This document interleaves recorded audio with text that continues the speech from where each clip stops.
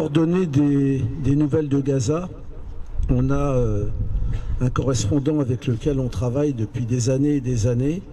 Ceux qui nous suivent un petit peu, c'est grâce à lui qu'ont été construits le château d'eau, la pépinière solidaire, les canalisations, les panneaux solaires et tout. Il était avec nous au Caire le 7 octobre quand la guerre a commencé. Il est rentré à Gaza au moment de la trêve. Dans sa maison déjà, il y avait 120 réfugiés venus de partout, venus notamment de Jabalia, de Gaza, de tout le nord de la bande de Gaza, sans rien. Il a commencé à organiser les premiers secours.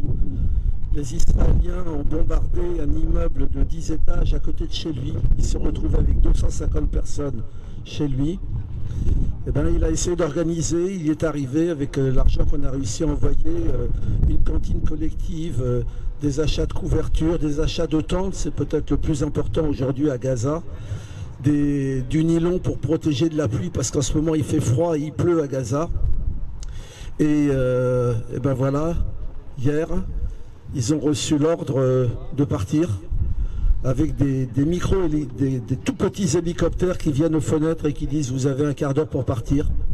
Et c'est tout le centre de la bande de Gaza, la région de Nuseirat, qui a été vidée de ses habitants.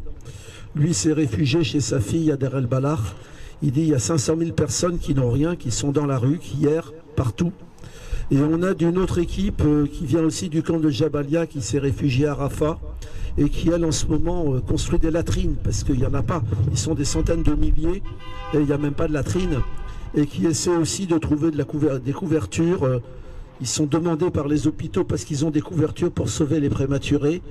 Et ils achètent aussi des chaussures, ils achètent des jerrycans d'eau. Donc voilà, on a une population entière qui est livrée volontairement à la famine, au pire des désespoirs, avec la complicité et honte de l'Occident. Et puis je vais quand même, comme on est devant la cathédrale, je vais quand même parler un petit peu de religion. Cette guerre, bien sûr, n'est pas religieuse, elle est coloniale. Mais il y a quand même un problème. La Palestine a toujours été la terre des 3 religions monothéistes. Les Palestiniens en ont toujours eu conscience, ils savent qu'ils ont été tour à tour ou en même temps, juifs, chrétiens et musulmans.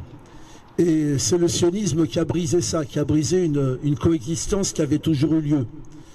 Et les églises chrétiennes d'Occident, quand même, elles ont une sacrée responsabilité.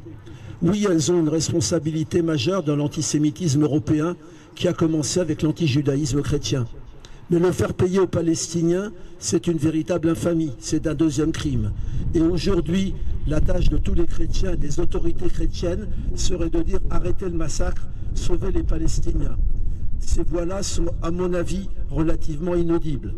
Et on me dira que c'est quand même moins pire que le gouvernement français qui ne fait rien alors que 4 à 5 000 Français sont engagés dans l'armée israélienne pour commettre un génocide à Gaza et qui continue à dire le problème c'est le Hamas. Non, le problème c'est les génocidaires israéliens et ils doivent immédiatement arrêter.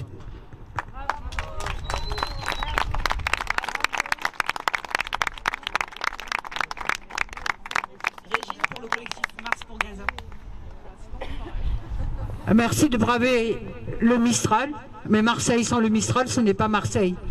Merci à vous tous. C'est important qu'on soit ici ce soir. C'est important que 2 jours, on est le 23, oui, un jour avant la naissance de celui que certains appellent le Christ, d'autres Jésus, encore certains Aïssa. C'est important qu'aujourd'hui nous soyons ici aussi pour nous rappeler qu'il y a à peu près en Palestine et à Gaza, il y a à peu près 4 000 à 5 000 naissances tous les mois. C'est important de dire que ces femmes qui aujourd'hui sont en train d'accoucher, il y en a peut-être 150, n'ont pas des conditions dignes pour donner naissance à leurs enfants. Il est important de se dire que si aujourd'hui Mariam et Youssef devaient se rendre à Bethléem, ils seraient arrêtés par les checkpoints de l'armée israélienne, ils seraient soumis aux arrestations, ils seraient peut-être bombardés ou des snipers leur tireraient dessus. Je voulais vous parler de ces femmes qui accouchent dans des conditions inhumaines, de ces femmes auxquelles on fait des césariennes sans anesthésie, de ces bébés qui meurent par manque de soins. Je voudrais vous parler de Abou Youssef qui nous a envoyé un message pour nous dire que son bébé né en septembre n'avait plus de lait. Et nous avons réussi par chance à lui faire passer un peu d'argent parce qu'il y avait encore un Western Union qui fonctionnait à Ragnones. Je ne suis pas certaine qu'aujourd'hui le bébé de Abou Youssef serait encore vivant si c'était aujourd'hui qu'il nous faisait cette demande. Aujourd'hui, c'est important que nous continuions, malgré les fêtes. C'est important que nous disions qu'il est indispensable d'arrêter maintenant le génocide. Il est indispensable que nous exigions de l'État français de rappeler l'ambassadeur de France qui est aujourd'hui à Tel Aviv et de renvoyer l'ambassadeur de cet État criminel qui commet un génocide jour après jour. Il est important d'aller devant l'ambassade, le consulat des États-Unis pour dire que Hérode Biden on en a marre de voir les enfants palestiniens assassinés pendant que Biden nous parle du Hamas, du Hamas et du Hamas. Nous, ce que nous voulons, c'est que les femmes et les enfants de Gaza puissent vivre librement et dignement. Et aujourd'hui, ce que nous voyons, ce sont des vieillards comme Biden ou comme Blinken qui regardent mourir la population de Gaza, les enfants de Gaza, les femmes de Gaza et les bébés de Gaza. Merci à vous. N'oublions pas, on continue à manifester. On ne lâchera rien. On va continuer tous ensemble. Merci à vous.